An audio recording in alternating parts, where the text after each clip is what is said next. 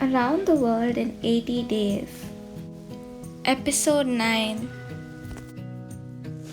Hello everyone, I am Emma and I am going to be the narrator for today's episode of Around the World in 80 Days. Today, we are going to see an animated movie in which Passepartout loses his shoes. So, let's see what happens in their adventure. Hello everyone, I am Elly and I am going to be the co-narrator for today's episode of Around the World in 80 Days. Hope you enjoy.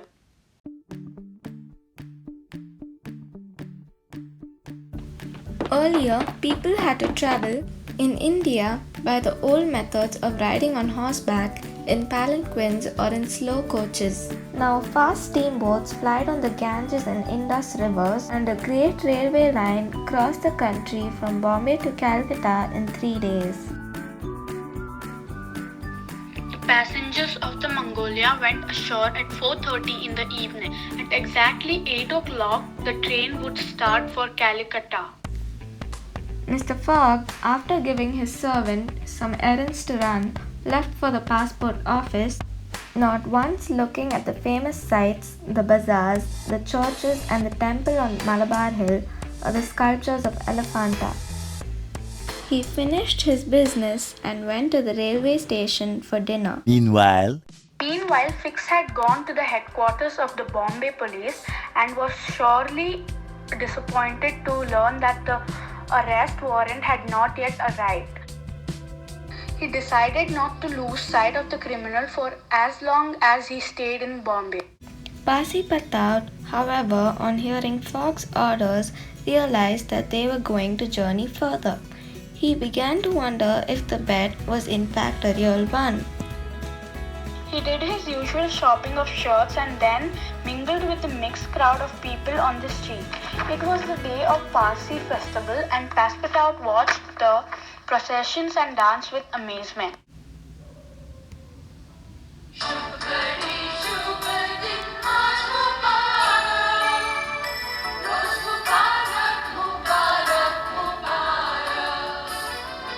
His curiosity made him follow the procession until he saw a splendid temple on Malabar Hill. He did not know that it is forbidden to enter Indian temples with shoes on, and went in to gaze at the sculptures.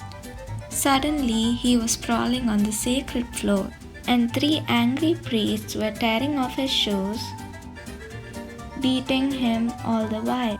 He managed to knock the men down and escape into the crowd as fast as he could.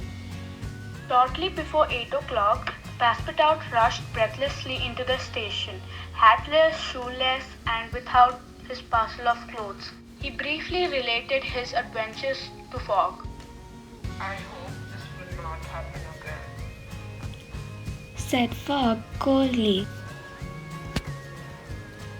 And poor Passepartout, quite miserable, followed him into the carriage.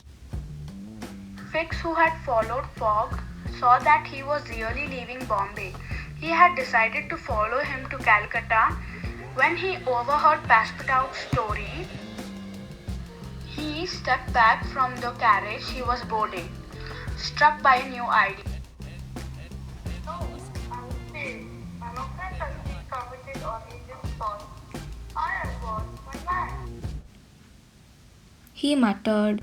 The train screeched and passed into the dark night.